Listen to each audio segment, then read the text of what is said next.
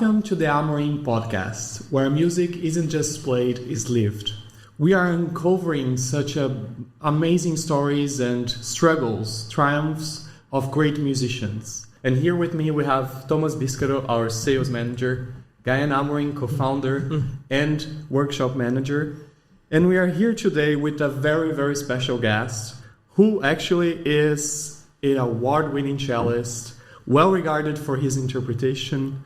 He's a lifetime beneficiary of a very extremely beautiful Filius Andrea Guarneri cello. And on top of everything, he is an instrument aficionado. Please welcome Gabriel Schwabe. Thank you so much for having me. Such a pleasure. Pleasure having you. Thank you for your time. And now let's go directly into some great questions. So Gabriel, thank you so much. We are very happy to have you here. And as usual, I think we have to start asking about how was your first connection with music, or how was this first moment from you in which you decided that this was something you would take for your life, or whatever was the first steps within instruments or music surrounding you. Right.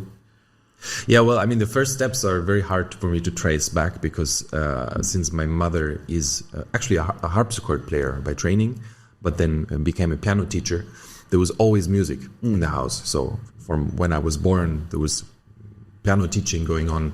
I actually liked to nap under the piano as a small child. So there was that kind of connection. So the piano was actually the first instrument that, of course, then at some point I made the connection that you could make music with it.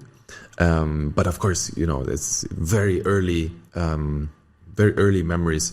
And the point where I decided that this would maybe be something that I would like to do professionally was much later. I was around 14, I would say, when I became more serious about my practicing mainly, and about pursuing this as a career. Up until then, it was purely joy of making music. I tried my hand at the violin a little bit, not too successfully, but then the cello seemed to be the right fit, and it was clear to me that. But how this transaction came in? You started with the violin? Well, piano came first. Okay. Yeah, and then my mother thought maybe it would be a nice idea to try a stringed instrument, so violin it was. The cello was actually the instrument I chose myself, and that's because the elementary school that I went to had a special program that they offered to learn all kinds of different instruments, from recorder to guitar or trumpet. And the cello department was lacking students. So the cello teacher came to different classrooms, mine was one of them, and presented the instrument. And I simply thought it was so big, it had to be better than the violin. You know, that was my reasoning. And so I was intrigued, and I actually went after school. I went to that place, to the room where the cello teacher was, and asked if I could join. You know, and then from there, things developed. And I don't know if it has something to do with the fact that it was an instrument I chose, or simply with the fact that I felt so comfortable on it, which is really something that I don't think I can explain why the cello was more comfortable than the violin. I think it was meant to be that way. It's a matter of recognition between you and the instrument, and this match that goes beyond just the voice of the instrument that you're looking for, right? Or something else that connects you. Yeah. Okay. Thank God it wasn't the viola that was missing. Players. Yeah, I don't think there was a viola section. That's section. So that's why there were no students missing. The instruments you had when you really decided to become a professional cellist, you had a Gancino you mentioned, and then some other instruments that weren't specifically from a luthier. They didn't have a paternity, or they had, but you started doubting a bit. And this actually brought you into the violin world and studying more about makers. And we had such a nice conversation in which you really go into the story of violin making and this moves you, I think, in a sense of also bringing it to the music. Could you please tell us about it? Yeah, it's something that developed naturally, the interest for instruments. I must say that I have no proper training, no proper concept of understanding violin making, other than being very passionate about reading up on things that I can find, looking at pictures, of course. Just looking at pictures of beautiful instruments is a wonderful thing, and when I have the chance to see some in person, that's of course even better. I guess it's just an interest that developed, of course, through having some nice instruments myself that I played on, fostered a certain interest in the topic. But then also I feel that the connection for string players in general with the instrument is such a close one, usually, that it's just natural that you start getting interested in how that instrument works and why it works the way it does, and how one instrument may differ from another. And so that led me down that path. And I've always had a certain affinity for Guarneri instruments through players that I admired who had them, whether it was cellos or more violins, actually. And it's just such a wonderful closure of the circle, in a sense, that the instrument that I now get to play on is precisely a Guarneri, which was one of my dreams. I remember a situation with my teacher back then, who was, after a lesson, we were leaving, and he was making a comment. He said, one day you should play, a beautiful Montagnana. He was just trying to be nice and supportive. And I said to him, actually, I don't think Montagnana is my type of instrument, which, of course, he made very big eyes at me. And it was a stupid comment in hindsight, but I didn't mean anything bad by it. It was just, even then I had sort of an idea of what kind of sound profile would suit me. And of course, if it had been in Montagnana, I would be over the moon to play that Montagnana. But it's just something that developed, and that made me dive into what the instrument means to me a little bit deeper, and that's very nice.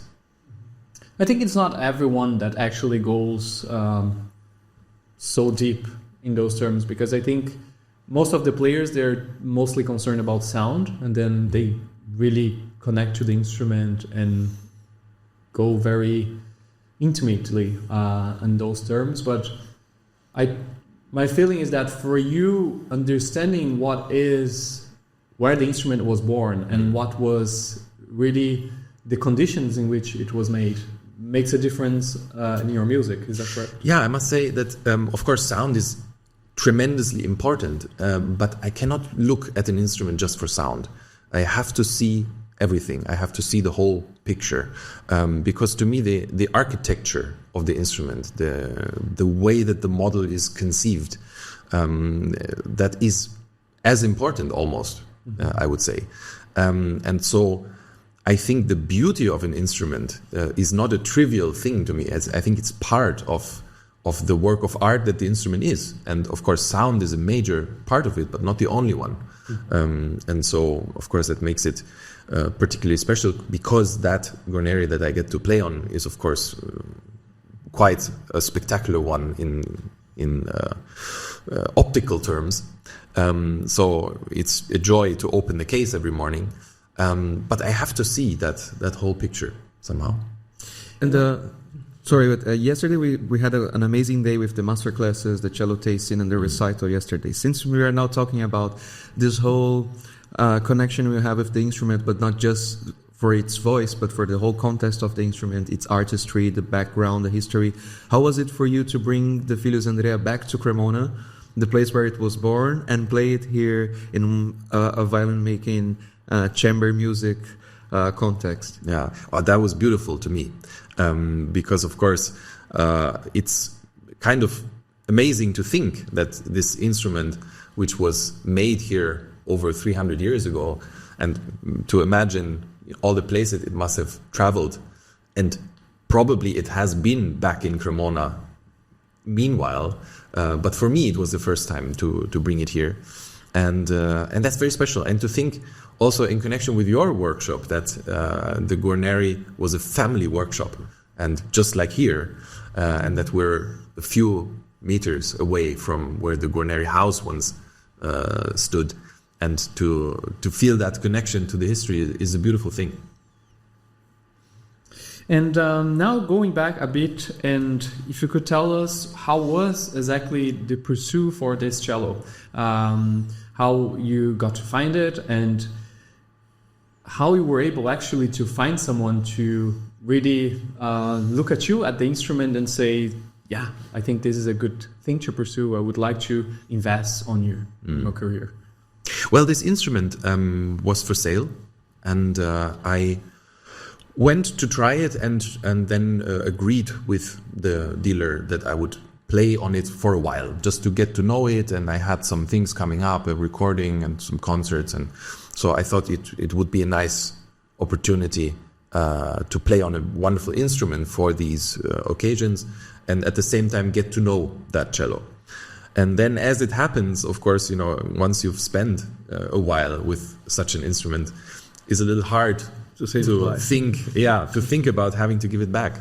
And so I mentioned to him that I would like to see what I could do in order to not having to give it back, in order to keep it, which was, of course, much more difficult than I could have anticipated, because that was just before a lockdown came. So it was just during Corona times. And then, of course, the people that I had talked to, that I had planned on inviting to concerts, all of that didn't happen because, we were grounded at home.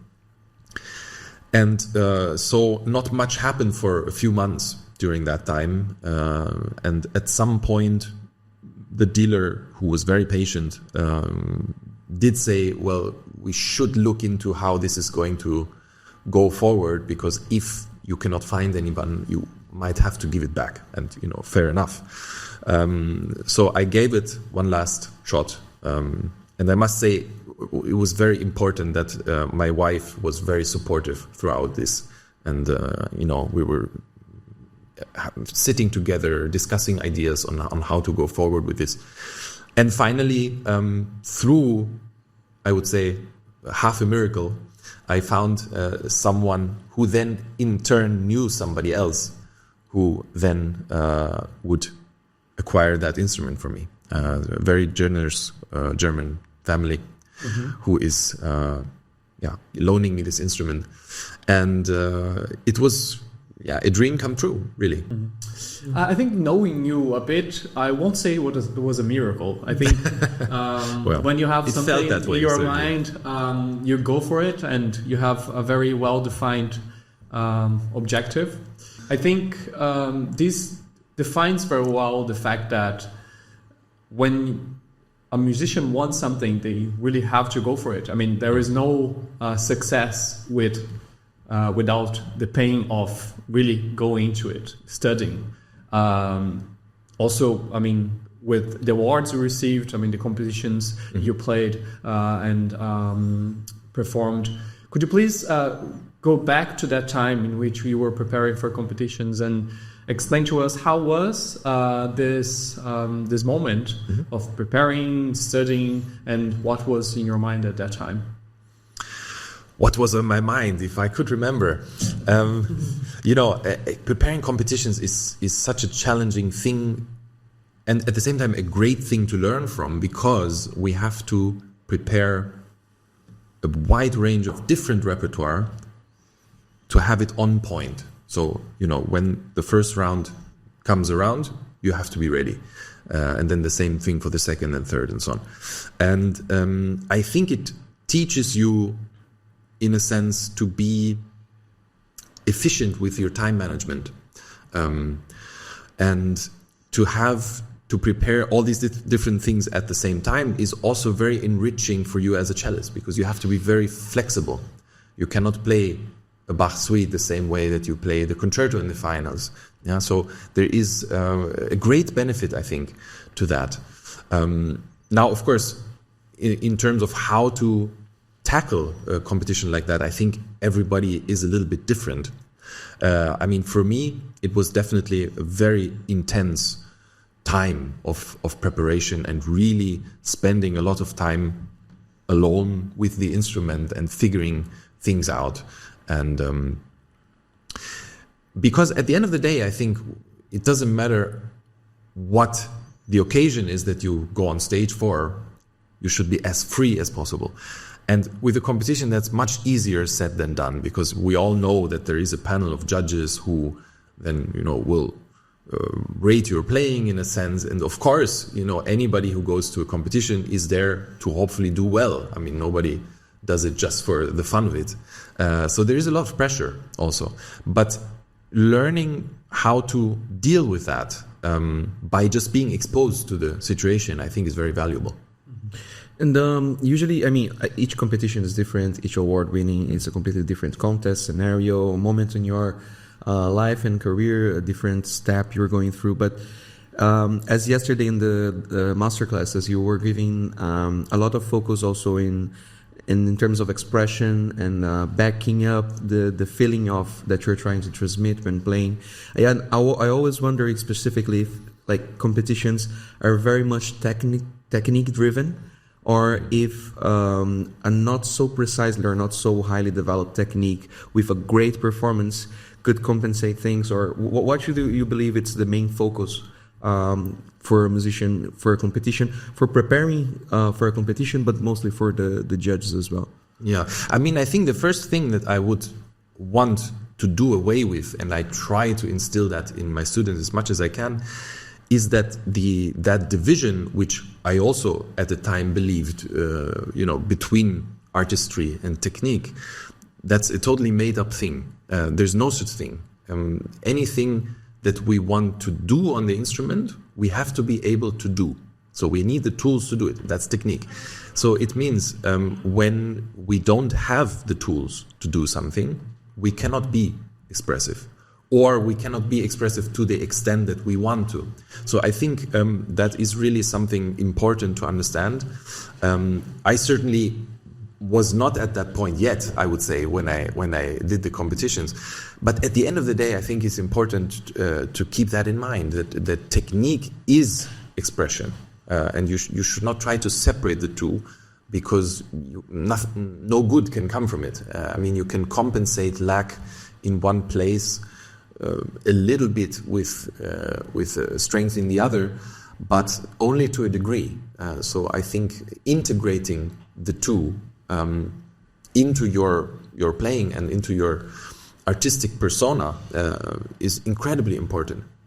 Of course, it's like nothing falls from the sky. You need to find the ways of the words to be able to speak what you're trying to say, right? Yes.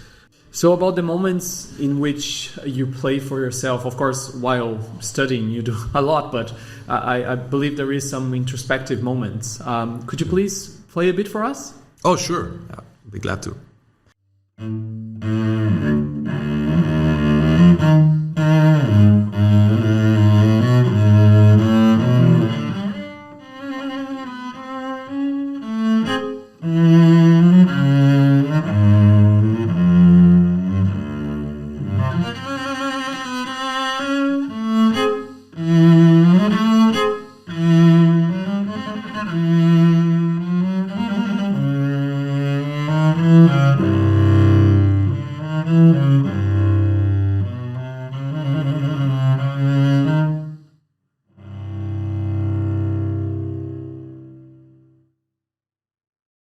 When we thought about inviting you for the podcast, I had some doubts. Because you once said that the violin bow, the cello bow is more important than the instrument. Yeah, so I don't know if we're friends now. I see. Jokes apart, go ahead, Gaian. How is for you having such a great instrument, and especially after, as you said, during the pandemic? For sure, I think it was a very big change in your playing How is for you, or you think as a musician, having such a great instrument to have belong, and what this instrument brings into your playing, what it will improve, and if you have any considerations about that. Yeah, I mean, the first thing I felt actually when I started playing on the instrument, and especially when it became clear that I would be able to keep it, was responsibility. Because, if you get such an instrument on loan, there are no excuses anymore. So by then, at the latest, it's really up to you. Really, it brought a certain focus to my practice. Not that it wasn't focused before, but there is a certain sense of if you are awarded this privilege to play that instrument, you really have to make the most of it. And I remember some early concerts with this instrument very clearly, because all of a sudden there was a sense of freedom on stage, in that I felt that the instrument itself didn't offer any limits. It didn't show me where to stop. It just said, go on, and I will be with you, in a sense. And that was very, very inspiring, I must say. Though, Luan, I must say the right bow is also important. Yeah. Now you mentioned also. Yes. I would say it really is also very important, because I think we sometimes underestimate how important right hand technique is for the sound. I mean, everything is basically in the right hand, and to make the most of any instrument, you really have to develop that. So so both have to go hand in hand. They have to match. We could check that yesterday on the cello tasting, when the different students, they were playing the same instrument and it would sound completely different. Yeah. It's mostly based on the way they demand the instrument to be sounded, which is the right hand, right? Yeah, I mean, there is a certain reflex, I would even say, between what you want to hear and something that then translates into the right hand. But of course, in order to make that connection as strong and as quick and direct as possible, you need an efficient technique to do so. But I think that's the wonderful thing. Also for me, it was so interesting to see, because we all know that everybody sounds different, even on the same instrument. But to see it in practice, that was very, very nice thing to see. And I think it's from that. Everybody has a different inner ear and a different thing that they want to bring out subconsciously. Mm-hmm. It's not even that you decide on a certain sound, but it's rather that you need to hear a certain sound, and then you find your way to exactly, and then you try to translate that into technique, essentially. So let's assume I'm a young cellist, and I'm looking for a new instrument to express myself. What should I really do, especially, let's say, for a rare instrument finding? You're just not answering like the student from yesterday. Like you're just asking me who I should marry with. Well, it is very much like a marriage, I must say. In that sense, it was so fortunate that I was able to choose the instrument, and then it was acquired for me. That is, of course, an incredible luxury. Very often we do it another way around. We approach entities, whether it's foundations or collectors, or who have certain instruments, and then hope to get along with them. And I think that's a very good step to get into it. I mean, I did the same thing, and I was very grateful for the support of the foundation, that German foundation that gave me instruments. And I think that's what you should do to see what possibilities there are. If you're a young cellist, you have to find out what are my options. Depending on which country you're in, those are different, of course. Yeah. But there are quite a few foundations who offer wonderful support to young musicians. And that is a very good first step. From there, of course, it's building contacts, talking to people who might know the instrument trade or might know other people who are maybe collectors. Do your research, basically. In a sense, yeah. I mean, I must say it's not something that I planned for at any point particularly, but it happened probably because of my interest also. Because if you meet a collector who is obviously passionate about instruments and you share the same interest, then that leads to interesting conversations, and then you keep in touch, and then you meet other people who share the same interests. And I think at the end of the day, it's like so many things, unfortunately or not, is a matter of the right combination of a little bit of luck and being at the right spot in the right time. I mean, for me, certainly felt that the way everything came together, was very much that. I mean, it was just the right instrument at the right time, and I happened to talk to the right people, and I'm very grateful for it. Could I have planned that? I'm not sure. But you just expect that, yeah. Exactly. But you through having a network of people who you can talk to about these things, then things can happen. It meant to be. I think so, yeah. Maybe. Hopefully. What should happen will happen. Yeah. And by the way, I have to ask about it because yesterday we had the opportunity of hearing you playing your own Filius Andrea cello, but the relationship between us also comes from the project of the cello from the Guarneri Quartet by Luis, yes, which is a copy of the very cello you play. Yeah. And yesterday we had the opportunity of listening to you playing both at the recital and throughout the day. But I would want to ask you from your perspective what it's like to have the original antique instrument that you know pretty much very well so far, and facing this contemporary interpretation of the same soul, let's say. How was this experience for you?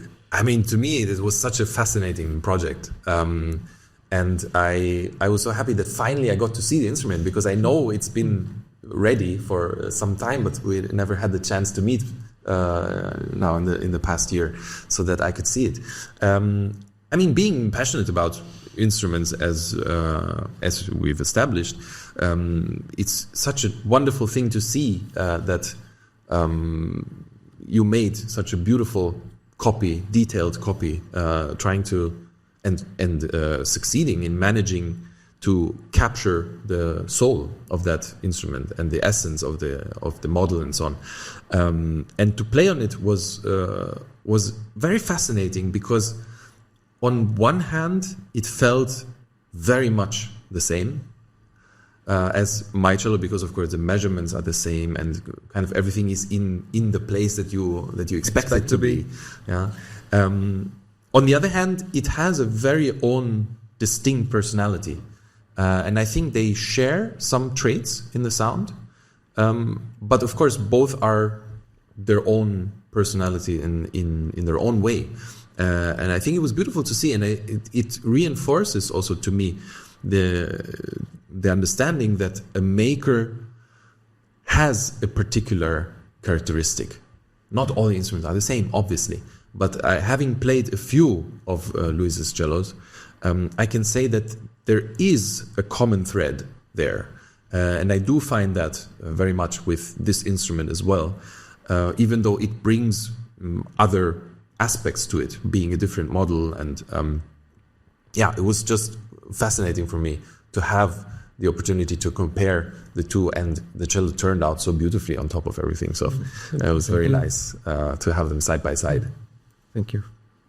Yeah, I think that's the beauty of making a new instrument and bringing your essence to that making, not really trying to copy something just to fake something or just to make it perfectly copy to sound the same. I think it's Luis bring his artistic passion to the new making. I don't even think it should sound the same. I don't think there is an appeal. It's to make it look like that. Yeah, that I can understand, but it should sound the way that the maker intends. Each maker should think in that way too. So it's absolutely. I think that the model or the original one in which the new instrument has been inspired on, it points a direction to it. Yes, but exactly. There are completely wide margin of decisions that the maker will take in order to define what will be the character of that instrument. Specific instruments that we make, they're not copying the thicknessing of the original instrument. Yeah. So there's no mean to that, because wood is different. You can't do the same thicknessing. It will not sound the same. It's kind of impossible. So is that, as you said, the feeling should be similar, and the look, and later on will be also developed in the hands of the musician. Exactly. So it will be kind of really impossible to continue developing in the same way. Yeah. And one thing you commented to me yesterday was that you would feel very connected to the instrument already because of the measurements and everything. But you also feel that it has an old soul, in the sense that it doesn't feel fresh, green, like a new instrument. And I think for us as makers, that's very important, because when Luis makes an instrument to top level cellist like you, that has by the side also an old instrument. If you make an instrument that will be then feeling something different, that you can really focus on the playing, wouldn't happen. I mean, wouldn't really function. How do you feel about that? I mean, how was this feeling of playing immediately on a cello that wasn't never really played on, and having this sensation? To me, it was surprising in the way that it speaks so readily. It's so immediately there, the sound. There is a directness to it that I appreciated a lot. And again, I mean, it felt so natural. Just because I know the model, I've played on the Guarneri for 5 years now. And by the way, it's very rare that I play on anything else. I mean, I think in the 5 years, I played one concert on an Amorim that you were there. I played another concert on a Rogeri that was for a particular occasion and reason, and that's it. And then yesterday I played on your cello. So I'm very much focused on my instrument, and I'm not somebody to switch instruments around. And as that being the situation, it was incredibly easy for me to adjust to this cello. And yeah, I must say that I appreciate the color and the personality it has. Because sometimes when you play new instruments, it can feel like they're full of possibility, but that potential has not developed yet. And I would say here it was different. Here I must say that the character immediately presented itself, and that of course makes it very intriguing to play on it and discover what it can do. So it's an instrument you remember in the next day? Yes, definitely. It was a good date. Yes, it was a good date. Okay, Helling, no problem. It's still yours. So you've been playing, performing, teaching, educating in different ways. You worked at the Cologne University, the Conservatory of Maastricht. Now you're teaching at Lübeck since last year, I think. That's right. And a lot of your effort is pointed out in the direction of educating. And what I was wondering about is how did it happen to you? It was something that you decided you would go in the direction of teaching and passing it forward, not just only the performing part, or it was something that happened somehow naturally, and that caught your attention? Yeah, I mean, it did happen naturally in the sense that I had lots of people who were inspiring as teachers. I mean, first of all, my own teachers, who I looked up to and still do tremendously. and that made me understand the importance of having somebody to guide you in a certain way that provides a compass. That's what I always think about.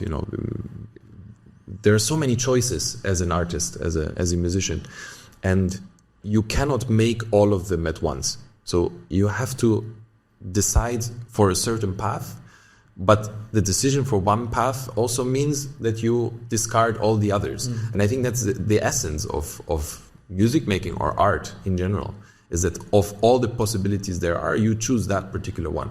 And to have a compass that allows you to make that choice in a confident way is not easy. So that's what I try to provide. And that was, of course, then was a very natural thing. Then I have lots of teaching in my family. I mean, my wife is a passionate teacher for violin. My parents are teachers in different ways. My mother teaches the piano, but my father was a teacher in elementary school. So there was lots of pedagogy in my family. I don't know if that plays a role, but I suppose it does, because it influences the way you look at things. And so, yeah, that was a very natural progression for me, simply because I'm also grateful for the things that were imparted on me. And I feel that it's also part of our responsibility to pass that on. There's so many things in my studies that I learned which are purely given to the next generation through tradition. And if you break that line at some point, it gets lost. And so there are certain things, certain concepts and ideas of string playing that are very dear to me. And I would like to see them passed moving on forward. Yeah. Exactly. I mean, not just through me, through many others, but I think it's important to continue a certain legacy while allowing, of course, personal personalities to develop on their own way. Yeah, this was something that I noticed quite a lot yesterday on your comments during the master classes, is this wider viewing of the relationship of a teacher with this regarding the student, or actually a wider point of view of what you can provide to them in terms of help or assistance. And considering that I can assume that you have this wider vision, and considering the pedagogy that in which you were involved in your life and so on, is there a particular advice or any comment or anything from a previous teacher of yours that really stuck to you? I mean, while there certainly are some things that I remember, some comments, I think that teaching doesn't really work that way. Because I think that in order to learn, you have to absorb a certain idea, not memorize it. Exactly, you have to absorb a certain idea of how to do things on an instrument, and it involves so many things, from a certain sound profile that you look for, bowings, fingerings, ideas about phrasing, and it's not something that you can summarize, in something that will allow you to develop anything meaningful. It's a process that you have to spend time on, years with someone to understand the essence of what they stand for. Yeah, that's also something I was about to mention. Like, especially when you spend a long time with a student, and then you need to also to tackle things that are not necessarily related to the moment of playing, but sometimes also the relationship of the student with the instrument or the studying process that he may go through. Right, so many things that come before the actual moment in which you take the instruments in hand. So this is something that I thought that was very interesting yesterday. Again, this wider vision of how much all this decision making that you were talking about actually impact in the very final moment in which you have your instruments in your hands and you're representing yourself to an audience or to a jury or whatever is the situation. Yeah, and it's something that you have to grow. That kind of confidence, that kind of artistic compass, I would say. And you need to allow yourself time to do that. At the same time, you should be looking to develop it. So it's a balance between knowing it takes time and at the same time not waiting for it to happen. You have to be active in shaping your own destiny, and that's what I also try to tell my students. I can offer perspective, but at the end of the day, and that's the beautiful thing to me, anything that the student succeeds with comes from within themselves, because I can only trigger things that are already within the person. I cannot bring something from the outside and then make a new artistic personality. It doesn't happen that way, it's sometimes a little bit amusing to me that the students don't really want to take credit sometimes for their own effort. They think it's because of the teaching, but sure, we need guidance, but at the end of the day, it's your work, and that's what I try to instill in the students, to take responsibility for their own playing. And of course, I'll be there for anything when they need me, but I think it's an important question of mindset also. Yeah, because no one's gonna think of the teacher once the musicians at that's stage. Exactly right. Yeah. And you commented about the legacy that a teacher passes to the student and how important it is, and also now that, of course, the teacher plays a role, but at the end are really the characteristics of the player and some of his abilities his or her abilities that will shape the future. In your opinion, what are maybe 3 of the characteristics a cellist should have so he can move forward, continue, and have a very successful career? I would say, first of all, is being curious about the scores. Because there's so much to learn. In fact, there's everything to learn about a piece that you need to have as knowledge is in the text, is in the score. Of course, it's nice to know additional information, background on the composer, when it might have been written and so on. But when it comes down to it, what we do is in that score. And I think it's one thing to internalize a score and learn it and play it well and so on, but it's another to be curious, to say what is in there and how does that relate to me, because that's what we're interested in as an audience. We want to see how this particular score relates to the personality of that performer, and in order to make that connection, you have to go out and you have to seek things, and the funny thing is they're in front of us all of the time. It's just that sometimes we lack the impulse, and I say that from own past experience, we sometimes lack the impulse to go and look for interesting things. What do we find interesting? And everybody finds something else interesting in the score, and that's wonderful, but we need to bring that out. I would say the second thing, you want 3 things? Or the most. Well, the second thing I think is an affinity for sound. I remember, for example, clearly that when I was a child and I was left alone with my instrument, there were certain notes that I enjoyed so much that I would just play them just for the enjoyment of the sound. And I think, to me, that's an essential quality, that you treat sound almost as a need in your life. I mean, I need to make sound. I need to make a sound. To resonate. And it's such an important part for me to express myself, not even to others primarily, but to myself. So when I'm alone and I play something and it sounds in a way that I can agree with, that is so valuable, and I think that very that very instinctive, almost primal connection to sound. I think that's something very important, because it will shaping your voice. It will shape also the way that you develop your sound, and the way you react to yourself playing, right? Absolutely. Yeah, more you know yourself, better you will express to the others. So, Absolutely, yeah. And again, it comes down to choices, because when we make a sound, that's already a choice for something very specific.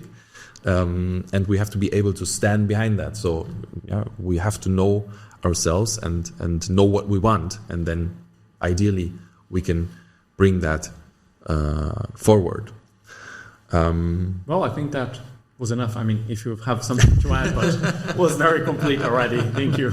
Yeah. Well, I mean, if you want the third thing, I think the ability to stand in front of that crowd that came to listen to you and to want to communicate something to them. That's very essential. Beautiful. Agreed. Thank you. Yeah. So before we wrap up, I would love now to ask some questions for you. So let's do a quick fire round. Okay. Let's go. So one, I would say cellist, but I know that is not always a cellist that maybe move you. So a musician, past or present, that if you could, you would have a coffee with. Well, for a cellist, it would have to be Leonard Rose. Any specific decision for that? For Leonard Rose, because he is very much somebody I admire for the way that they produce a beautiful sound and has some very clever bowings and fingerings. Okay, down to the bow again. And what was the most challenging piece you ever played? That's very difficult to answer. I must say that the Kodai Sonata was something that challenged me a lot before I performed it for the first time. But there are other pieces. I mean, currently I'm very deep into the Dutilleux concerto, and it's such a complex score that when you try to understand everything that's going on at the same time, that's also very challenging. So there are different challenges, of course, in the repertoire that we play. But it's very, very...